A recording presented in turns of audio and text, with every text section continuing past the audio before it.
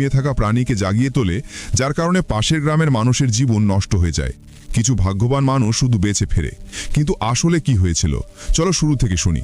আমাদের গল্পের নায়ক ববি, সে গাড়িতে করে দেশের সবচেয়ে নামকরা একটা বোর্ডিং স্কুলে পড়তে আসে। তার বাবা মা মনে করেন এটা নাকি অনেক বড় লোকের স্কুলে ঢোকার একটা রাস্তা। ববি নিজেও প্রথমে এটাই ভাবত, কিন্তু যখন তার নতুন রুমমেট উইলিয়ামের সাথে দেখা হয়, তখন উইলিয়াম তাকে জানায় যে এই স্কুলটা আসলে একটা নরকের মতো। ববি প্রথমে উইলিয়ামের কথা বুঝতে পারে না। সে অনেক আশা নিয়ে স্কুলের অনুষ্ঠানে যোগ দিতে যায়। সেখানে হঠাৎ করে তার এক সিনিয়র সোনালী চুলের আপুকে ভালো লেগে যায়। সে তার সাথে কথা বলতে চায়, কিন্তু তখনই একজন রূপালী চুলের সিনিয়র এসে তাকে সতর্ক করে দেয়, এই স্কুলে খুব কড়া নিয়ম আছে, জুনিয়ররা সিনিয়রদের সাথে কথা বলতে পারবে না বা এমনকি তাকাতেও পারবে না।